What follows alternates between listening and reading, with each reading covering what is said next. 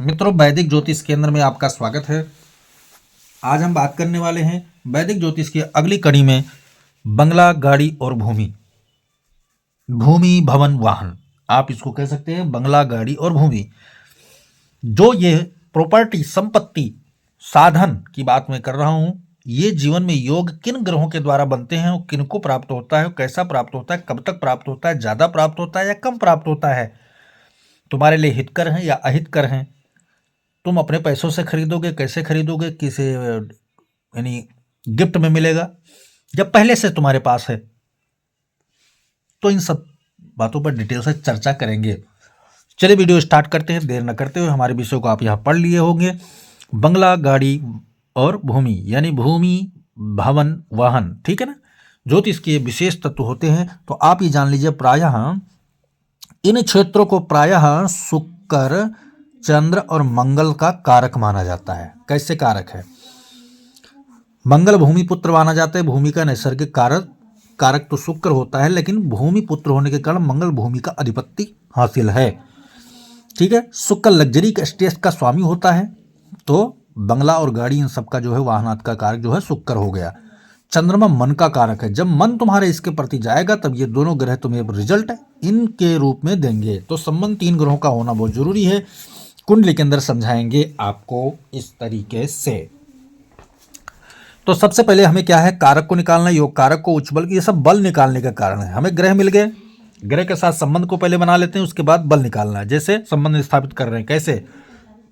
अगर लग्न भाव में ही, काल पुरुष की कुंडली हमने ली है, अगर लग्न भाव में ही शुक्र, चंद्र, मंगल तीनों ग्रह की स्थिति हो गई, तो आप बेहतरीन घर के मालिक होंगे, अच्छी अच्छी गाड़ियां होंगी, भूमि, संपत्ति, प्रॉपर्टी आपके पास बहुत होगा।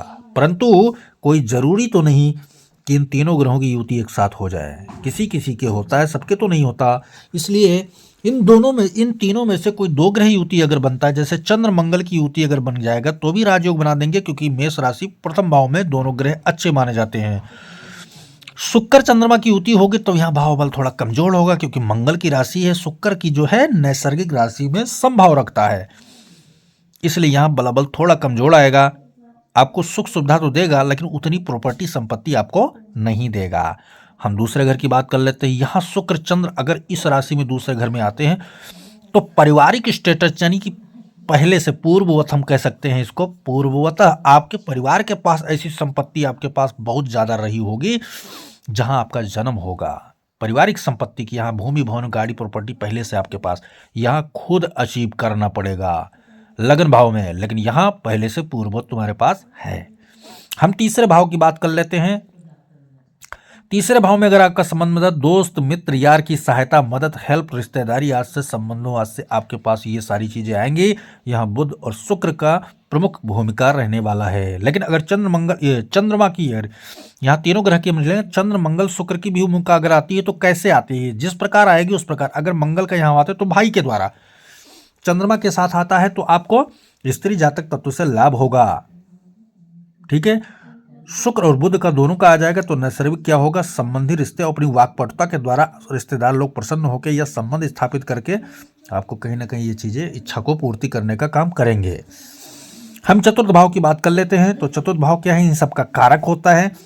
आपको माता का आशीर्वाद मिलेगा, और चतुर्थ भाव में जो है आप जनता, हित, जनार्दन और कर्म मेहनत कमा करके आपको चीजें प्राप्त होंगी, ठीक है।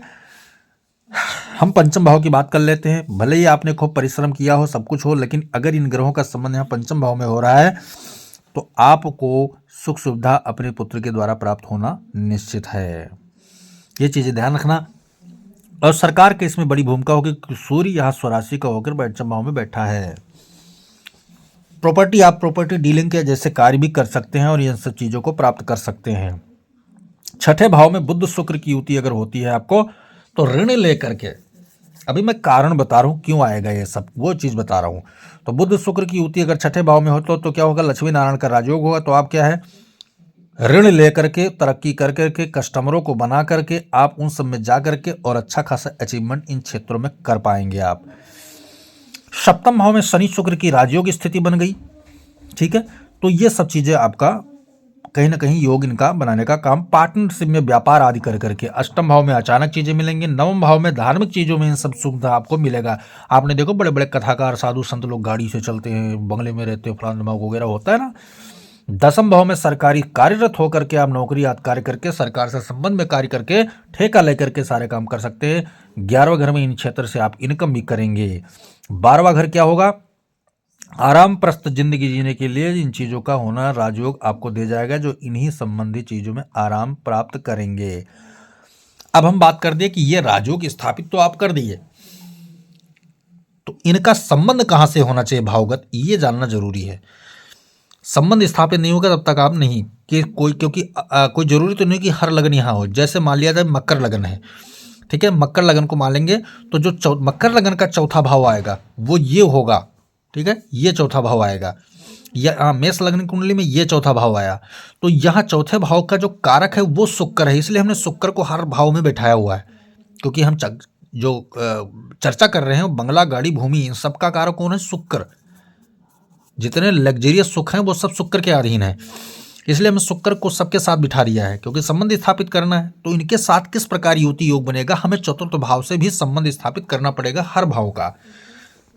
जब आप लग्न चेंज होगा, जैसे यहाँ मेष लगन हमने बनाया है, तो किसी का कोई भी लग्न हो, ठीक है, मान लिया चलो मान लिया मीन लगन है, किसी का मीन लगन है, तो मीन लगन से चतुर्थ भाव को हम देखेंगे तो 1 2 3 4 हमें क्या है? चतुर्थ भाव। इन सब का भावगत कारक कौन हुआ?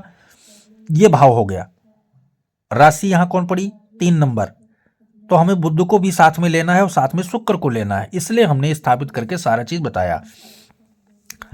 तो ये आपको चीजें, इन ग्रहों का योग युति आपके कुंडली के 12 भाव में किसी भाव में भी अगर ऐसे ग्रह योग आपके बन रहे हैं तो इन चीजों का समझ लिए योग आपके जीवन में बन गया और आपको मिलेगा।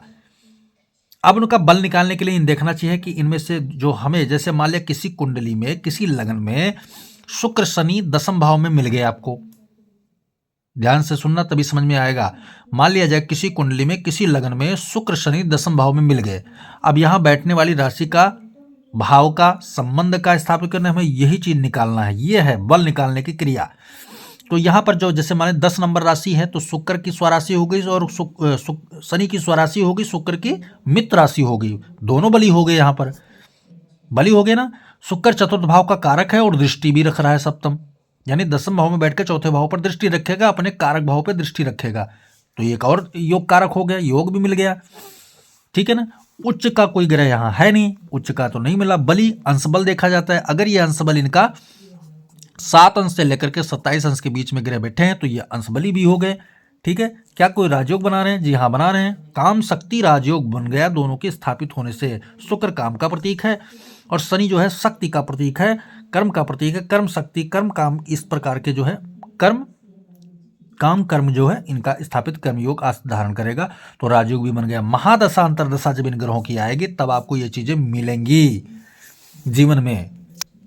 फल देने का टाइम क्या होता है? महादशा, अंतरदशा, प्रत्यांतर, सोच, प्राण या योगनी दशा जो होती है उनमें भी ये चीजें मिलती हैं और गोचर में भी योग मिलने पर ऐसी स्थितियां होती हैं। आपने देखा होगा कि यार 40 साल तो निकल गए, अब क्या सुख मिलेगा, लेकिन जब गोचर की स्थिति में ऐसे ग्रह योग, ये दो जैसे हमने अभी समझाया ना शुक्र शनि का योग, तो अगर गोचर में शुक्र शनि की युति योग कहीं बन गया आपको और गोचर कर गए आपके उस भाव पे, तब आपको 40वें साल भी ये चीजें मिल सकती हैं, 70 साल में भी मिल सकती हैं। तो इसलिए गोचर को दृष्टिगत हमें रखना है, गोचर को नहीं भूलना चाहिए, क्योंकि फलादेश करने में गोचर की बड़ी भूमिका होती है। करीब करीब ये मान लो कई बार 50 से ज्यादा फीसदी भूमिका गोचर में रख लेते हैं ग्रह।